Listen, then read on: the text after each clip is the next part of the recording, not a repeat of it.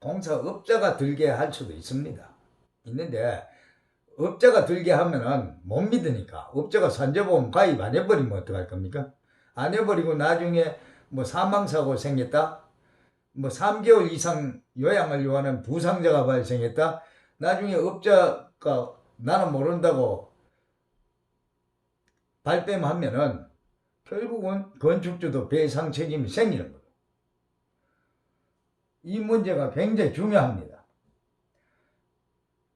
그 다음에 공사 계약서 샘플 서식이라는 게 있는데, 민간건설공사 표준도구 계약서, 이 민간건설공사 표준도구 계약서는 없습니다. 인터넷에 보면 막 이런 거 막 나오는데 이게 법적인 어떤 양식도 아니고, 현재 여러분들이 보고 있는 양식은 제가 만들어 놓은 겁니다.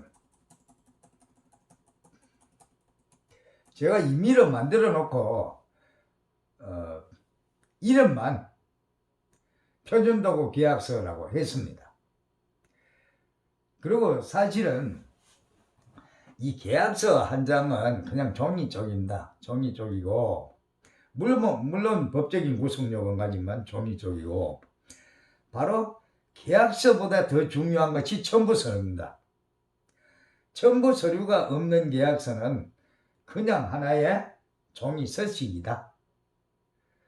앞에서 얘기한 그 첨부 서류가 반드시 중요합니다. 첨부 서류도 그냥 서류만 갖다 주는 게 아니고 계약서에 날인할 때 전부 개인을 해야 되죠. 뭐 딱 계약서에 포함되어 있다는 걸 증명할 수 있는 거를 뭐 계약 당사자 두 사람이 전부 다 도장을 찍어서 확인이 돼 있어야 돼요. 이게 안 되어 있으면은 나중에 갖다 붙였는지 어떻게 나중에 법적인 분쟁이 발생하지 말라는 부분은 없습니다. 사람이 살아가면서. 뭐 어떤 친구 간에 평생 돈 안 떼먹을까 지치는 친구인데 돈을 빌려주라 그래 놓고 못 갚는 경우도 생기고, 친척 간에도 뭐 분명히 저 사람한테는 그냥 돈을 빌려줘도 금방 갚을 거라고 믿었는데 못 갚는 경우가 생기는 거예요. 그래서 결국 인척 간에도 원수가 지고 적이 되는 경우가 생깁니다. 이거 반드시 필요합니다. 자, 요거는 TBM 건설 인테리어에서 하도급 업자한테 공사를 주는 겁니다. 뭐 건축주가 업자한테 맡길 것 같으면은 뭐 건축주의 상호가 있으면 상호를 쓰든가, 아니면은 건축주의 개인일 경우에는 뭐 이름을 써도 되겠죠. 이름을 TBM 건설 인테리어 대신에. 그 다음에 갑이라 한다. 수급인 이하 을이라 한다. 자, 공사를 하게 되면 발주자인 건물 주인은 도급인이고 공사를 맡는 사람은 수급인입니다. 그 공사를 맡는 사람은 수급인데 을이라 한다. 를 이름한 입장에서 서로 협력하여 신의에 따라 성질의 계약을 이행한다. 발주자, 도급인 이하. 제1조 공사 내용, 공사명, 작은방 천장 및 도배공사. 뭐 공사 장소가 명시되어 있는 그랬는데, 공사 장소는 뭐 부산 진구 양정동 394에 31번지 4층이다. 자, 우리가 공사 장소가 명시가 안 돼 있으면 어디에 공사할 건지 뭐 근거가 없죠. 그 다음에 공사 기간은 뭐 착공 2015년 7월 24일, 준공 2015년 7월 26일. 자, 공사는 뭐 이틀 정도 되겠죠. 또 공사 기간이 뭐 2달, 석 달도 될 수 있죠. 뭐 1년도 될 수 있고, 그거는 뭐 공사 기간과 착공과 준공 날짜를 쓰면 되겠죠. 그 다음에 공사 계약 금액 1금 87만 2천원. 부가가치세 별도 이렇게. 건설사는 기본법 제88조 제12항 동시행령 제64조 1항의 규정에 의해 산출한 공사 대금이 해놨는데, 뭐 이런 거는 내용은 없어도 돼요. 이거는 뭐 임의로 근거는 이래 하나 보여주기 위해서 임의로 여놓은 거고 뭐 이런 건 필요 없을 수도 있습니다. 자, 이 공사 금액이 87만 원밖에 없으니까 계약 보증금이 없는 거예요. 뭐 계약 보증금 대신에 계약 보증 증권 아까처럼 그런 게 있을 필요가 있겠죠.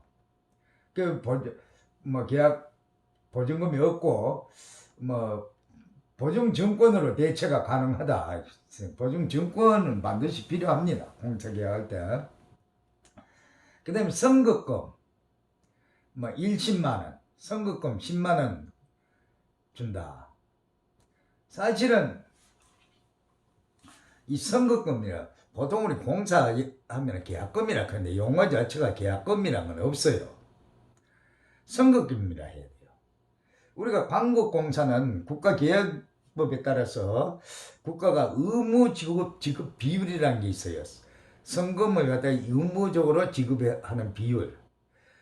자, 광국공사는 뭐 50% 줍니다. 계약과 동시에 계약이 성립되면은 뭐 공사 금액에 따라서 뭐 50억, 100억 이렇게 되면 이제 뭐 30%, 20% 이렇게 되는데 소규모 공사는 뭐 50% 무조건 줍니다. 뭐 5억 이렇게 도 2억 5천 줍니다. 뭐 10억짜리 5억도 줍니다. 50% 주게 되어 있습니다. 국가계약법에 따라서. 그 왜 그렇게 주느냐? 영세업체가 공사를 공개경쟁 입찰을 하게 되면은 공사하는 도중에 자금난에 허덕여서 체불임금도 발생할 수 있고 재료 구입을 못해서 공사를 못할 수도 있습니다. 그런 걸 방지하기 위해서 뭐 국가계약법이 만들어진 거고, 개인공사는 공사금액 50% 덜렁 줘놨다가 공사업자가 먹고 날라버리면 대책이 안 서죠. 그래서 개인공사는 선급금이라 하는 거는 10% 받아갖고는 공사업자가 공사 진행을 할 수가 없습니다. 보통 일반적으로 한 30% 정도 주는 겁니다. 주는 건데 제가 그 공사업자로 있을 때 저도 수도권에서 있으면서 공사업자로 뭐 치악산 그 중앙고속도로 신리마이시에서 내려서 치악산 쪽으로 올라가다 보면 성불사, 구악사, 대웅전도 지었고, 뭐 충주 직동, 양평 서종면 일대, 뭐 충남 서산, 심지어 전라남도 보성까지 다니면서 목조주택도 시공을 했고, 또 수도권 내 인테리어도 굉장히 많이 했습니다. 제가 뭐 업자로 있으면서. 근데 저는 한 번도 공사를 마치고 돌아설 때에 건물 주인하고 싸운 적도 없고 언성을 높인 적도 없고 다 웃는 낯으로 헤어졌습니다. 그게 굉장히 힘든 겁니다, 사실은. 그런데 그거를 그렇게 되려면 공사 계약서가 잘 써지고 명확해야 된다. 첫 번째, 명확해야 된다. 그래서 선급금은 저 같은 경우는 어떻게 했느냐 하면은 무조건 30%를 내놔라 그러면 건물 주인들이 못 믿으니까 현장에 재료가 탁 반입돼서 됐을 때 그 재료에 대한 인건비, 노무비만큼은 주라. 그 재료를 사용하는데 노무비가 들어가야 되니까 그거를 계산을 해서 제시를 합니다. 계약서에 그게 명시가 돼 있어요. 선급금을. 그렇지 않으면은 업자가 뭐 재벌도 아니고 돈을 갖다가 뭐 창고에 재놓고 사는 사람도 아니고 공사 진행을 못 합니다. 이 개인 공사는 거는 공사업자는 원래 돈이 없어도 하는 겁니다. 왜 그러냐 하면은 돈 받은 만큼 일을 해주게 되는 거니까. 그래서 공사업자들이 뭐 돈 있는 사람이 더 있겠지만 돈 없는 사람이 더 많다. 그 다음에 기성부분금이라는 게 있는데, 기성부분금은 뭘 얘기하냐면 월 몇 회, 그러니까 뭐 보름에 한 번씩 받는다던가, 또는 뭐 한 3개월 이상 공사는 한 달에 한 번씩 받는다던가, 업자가 돈을 받아야 일을 하겠죠. 자, 계약서에 첨부되어 있는 내역서가 재료 몇 개, 뭐 벽이면 벽 칸막이 벽은 매다당 얼마, 이 돈이 명확하게 되어 있어야 뭐 한 달에 얼마 돈을 월말 계산을 하든가 돈을 줄 때는 줄자로 재어 갖고 일하는 양을 검사해서 거기 100%를 주는 게 아니고 일하는 양의 90%만큼만 공사 대금을 줘야 된다는 거죠. 100% 다 주면 안 되죠. 만약에 업자가 하다가 뭐 돈이 안 될 것 같아서 보따리 사고 나면은 그 손실을 건물 주인이 다 봐야 되니까 10% 정도, 대기업 같은 데는 하도급 업체 돈 줄 때 기성 검사를 합니다. 이걸 물량을 얼마만큼 일했는가 계산을 해서 돈을 주는데, 뭐 삼성이나 대림 같은 데서는 한 90% 정도 주는데, 보통 뭐 작은 중견업체나 이런 업체들은 업자한테 80%밖에 안 줘요. 이거 90% 주는데 드뭅니다. 그래서 이거를 계산할 수 있도록 견적 내역이 나와야 된다는 거죠. 이 계산할 수 없도록 뭉뚱그리로 견적이 나오면 안 된다는 거죠. 자, 예를 들어서 콘크리트 슬라브 집을 짓는데 슬라브까지 콘크리트 다 쳐놓으면 공사업자가 뭐라고 하면 50% 했습니다. 일단 돈을 많이 받고 보야죠. 근데 그게 따지고 보면 30%밖에 안 되죠. 마감재라든가 이 마감하는데 시간도 더 많이 걸리고 돈도 금액적으로 훨씬 비싸게 됩니다. 콘크리트 치는 데까지는 돈 얼마 안 들어요. 30% 미만입니다. 50% 했다 한다고 50%더 줘버리면 뭐 안 되죠. 그리고 뭐 돈 받고 나이 돈이 부족해서 없어서 공사 못 하겠습니다 하면 이건 사기죄도 안 돼요. 일을 하다가 능력이 안 돼서 돈이 부족해서 못 하겠다 그러는데, 그래서 항상 공사했는 물량을 갖다가 돈으로 환산할 수 있도록 내역서가 만들어져 있어야 된다는 겁니다. 그 다음에 경우에 따라서는 건물주가 자재는 내가 원하는 자재를 사주고 요거를 시공하는 돈만 받으라 하는 게 계약서 내용 같은 데 있을 수가 있습니다. 꼭 건물주가 원하는 자재가 필요하니까. 이런 경우에 지급자재의 품목과 수량이 명확하게 명시가 되어 있습니다. 이것도 분쟁이 생길 수가 있습니다. 건물주가 만약에 10개를 사줬는데 공사업자가 해보니까 15개가 들어가 버렸다. 그럼 또 문제가 생기겠죠. 그 다음에 위에서 그 계약서에 기재사항 중에 빠진 게 있는데, 뭐 그건 특약사항에 넣어도 됩니다. 그 어떻게 넣느냐 하면, 공사업자가 견적의 실수나 시공 방법의 잘못으로 해서 비용이 발생하는 부분은 공사업자가 부담한다는 게 반드시 명시가 돼야 되고, 그럼 특약사항에 넣으면 되겠습니다. 그 다음에 또 건물주가 공사 중에 필요에 의해서 수정을 시키거나 또는 뭐 보일러실을 한 개 더 만든다든가 이런 추가가 발생했을 때는 대금을 지급한다는 내용도 포함이 되어야 됩니다. 그래서 계약서가 명확해야 나중에 공사 마치고 돌아설 때 서로 웃고 돌아설 수가 있습니다.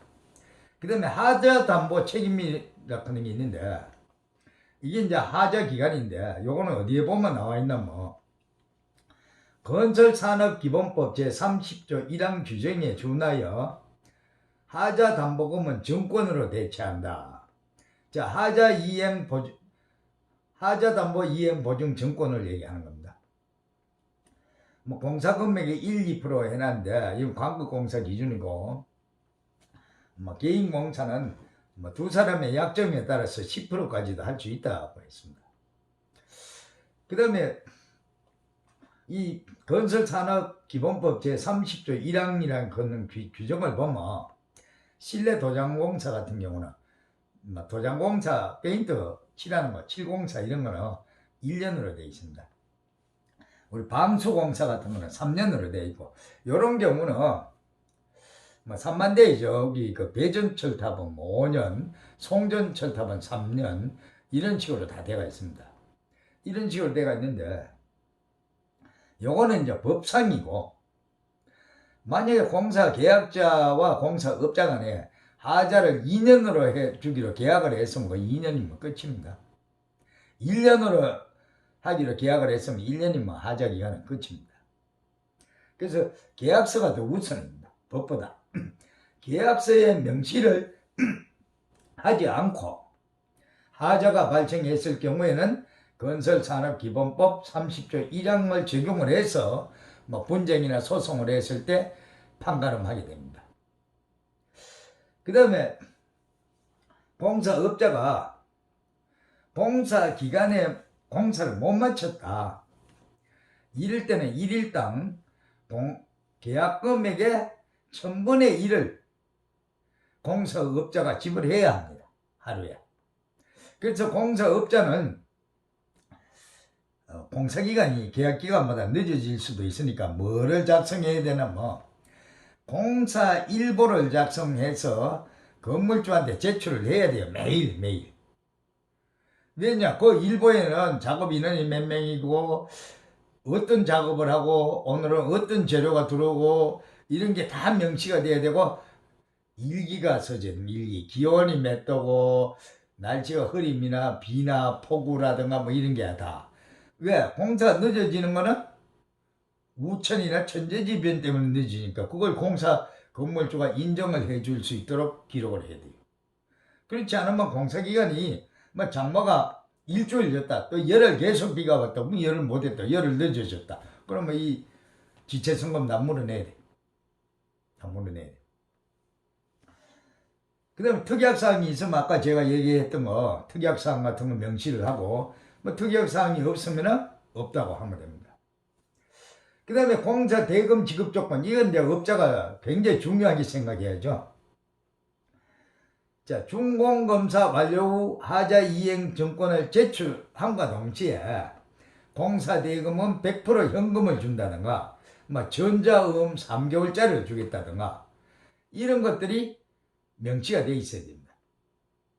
하자 이행 정권을 제출 안 하면 나머지 공사 잔금은 한 푼 안 준다. 뭐 이게 반드시 명시가 되어 있어야 되고, 그럼 계약 날짜가 2015년 7월 22일 딱 해갖고 발주자, 도급인, 그 공사 내주는 사람, 그 다음에 시공한 사람 누구, 이게 딱 두 사람이 서명 날인이 반드시 돼 있어야 한다.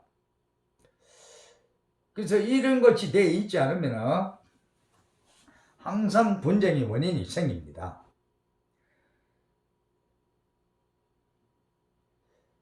자, 여기가 조금 잘못됐네, 그죠? 이 책 자체가 조금 잘못된 것 같습니다. 제가 발주자가 TBM 건설 인테리어가 되겠고, TBM 건설 인테리어에서 도급을 주는 거니까 시공자 수급인이 유상덕으로 이렇게 바뀌어야 되는데 좀 잘못됐네요, 그죠? 제가 이제 혼자서 책을 쓰고 수정이나 검토를 해줄 사람이 없기 때문에 뭐 출판사 같은 데도 이 분야의 전문가가 아닌 이상 검토나 수정이 불가능합니다. 그러다 보니까 약간의 오류가 발생하기도 하고 이런데, 이런 부분을 책을 구입하신 분들이나 지금 시청하시는 분들도 조금 양해를 구합니다. 이 뭐 어떤 방법이 없는 거예요. 그래서 뭐 저보다 더 잘 아는 사람이 있으면은 뭐 쉽게 수정도 하고 하겠고, 그 다음에 두 번째는 이와 같은 내용들이 사실은 책이나 이런 데 이게 없어요. 없고 일일이 뭐 생각나는 대로 원고를 작성해 놨다가 출판을 한 거다 보니까 책을 잘 쓴다고 썼는데 또 내용이 빠진 게 있고, 그런 내용들이 어디에 가면 있냐면은 블로그에 보면은 네이버 블로그에 보면은 제가 빠진 내용들을 다 올려놨어요. 빠진 내용들이 블로그에 굉장히 많아요. 오히려 그 블로그가 책보다 더 잘 써졌는지도 모릅니다. 그러나 책은 순서에 입각해서 써졌고, 블로그는 뭐 중간중간에 생각나는 대로 썼기 때문에 뭐 체계가 안 맞죠.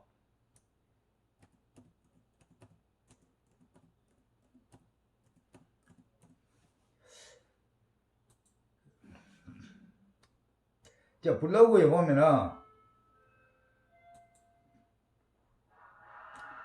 공사 계약서 첨부 서류라는 게 나와 있는데, 여기 보면은 공사 계약서에 내역서는 이렇게 이런 형태로 만들어져야 되고, 시방서는 이와 같은 것처럼 뭐 터파기는 어떻게 하고, 이게 정확하게 다 완공할 때까지 내용이 다 돼가 한 권에 책 비슷하게 나와야 됩니다. 나와야 되고, 또 뭐 안전수칙 같은 거, 뭐 내가 비계를 작업자들이 뭐 그 일할 수 있도록 건축물 외부에 발판을 설치하는데, 이게 현재 여러분들 사진에 보고 있는 것이 산업안전보건법에 준하는 작업 발판입니다. 이 명시가 되어 있어야 되고, 뭐 또 이런 그 가설물을 발판을 설치할 때는 이와 같이 설치가 되어 있어야 된다는 거죠. 이 법을 위반해 하면서까지 일을 해서는 안 되겠죠, 업자가. 그리고 건물주가 잘 모르기 때문에 이와 같은 내용들을 짚고 넘어간다. 알아야 된다. 자, 오늘은 여기까지 하고 강의를 마치겠습니다. 다음 6차 시 강의에서 뵙겠습니다. 끝까지 시청해 주신 여러분들 감사합니다. 수고했습니다.